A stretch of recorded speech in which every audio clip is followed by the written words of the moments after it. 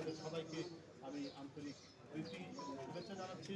আমাদের ভারপ্রাপ্ত চেয়ারম্যান মানবিক দায়িত্ব তাগিদ দিয়ে আমরা বিভিন্ন স্থানে পাঠাচ্ছেন এবং সেটা অব্যাহত থাকবে। যে আপনাদের সামনে আমরা বলছি, আমাদের যতটুকু সাধ্য আমরা সেই সাধ্য দিয়ে এদেশের সাধারণ মানুষের কাছে তাদের রাজনৈতিক পরিচয় যাই থাক, তাদের অন্য কিছু করে কাস্ট ক্রিড যেটাই থাকুক, ভারপ্রাপ্ত চেয়ারম্যান সেই সমস্ত অসুস্থ ব্যক্তি, সেই সমস্ত অবহেলিত ব্যক্তি, চিকিৎসা না পাওয়া ব্যক্তি, তাদের কাছে যেভাবে দাঁড়াচ্ছেন আমরা বিএনপি পরিবারের মাধ্যমে সেটি অব্যাহত। ধন্যবাদ আপনাদের।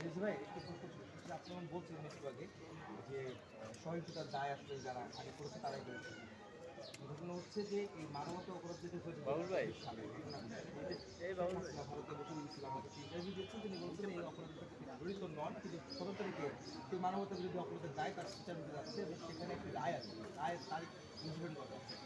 তার অস্বীকার করা এবং সেই রায় হওয়া, আপনি আসলে কীভাবে দেখছেন এবং রায় কেমন হতে পারে বা আপনার কী করতে চান? উনি কোনোদিনই সত্য কথা বলেননি এবং বহু অডিও ভিডিও এখন কিন্তু ভাইরাল হচ্ছে যে উনি কীভাবে ওবায়দুল কাদের সাহেবকে, কীভাবে অন্যান্য পুলিশ কর্মকর্তাদের সাথে এই আন্দোলনকে দমন করার জন্য কীভাবে ভায়োলেন্ট হতে বলেছেন, কীভাবে সহিংস হতে বলেছেন, তার প্রমাণ আমরা এখন পাচ্ছি।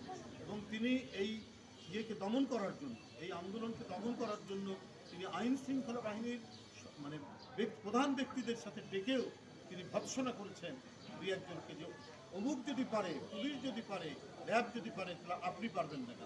এগুলোও তো সমস্ত এসেছে, কারণ যিনি প্রধান ব্যক্তি তিনি তো ক্ষমতা আঁকড়ে ধরে আছেন। সুতরাং ক্ষমতা আঁকড়ে ধরে রাখার জন্য যত রক্তপাত হোক, যত লাশ যাক, তার কোনো দায় আসে না। যদি তিনি গণতন্ত্র মনে হতেন তাহলে অবাধ সুষ্ঠু নির্বাচন দিতেন এবং তত্ত্বাবধায়ক সরকারের কাছে ক্ষমতা হস্তান্তর করে অবাধ সুষ্ঠু নির্বাচন নিশ্চিত করেন।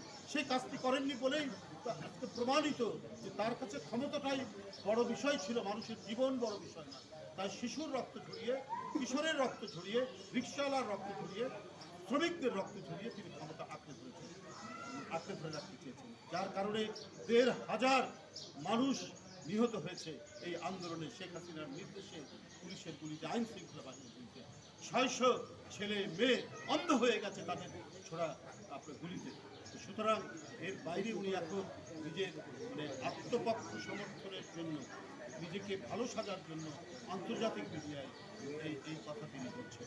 সুতরাং আইনে না, আমি রায় তো সেটা বিচারের ব্যাপার, আদালতের ব্যাপার, আমি তো সে ব্যাপারে আঘাত করতে পারি না। সেটা রায় হওয়ার পর সেটা আমরা বলবো। তো আমি আদালতের সিদ্ধান্তের আগে আমি কোনো কথা বলবো না। তবে মানুষ যেটা মনে করে, জনগণ যেটা মনে করে, অপরাধ যিনি করেছেন তার শাস্তি হওয়া উচিত। গণভোট বা পিয়ারের কথা আবার একটু বলছিলেন, এখানে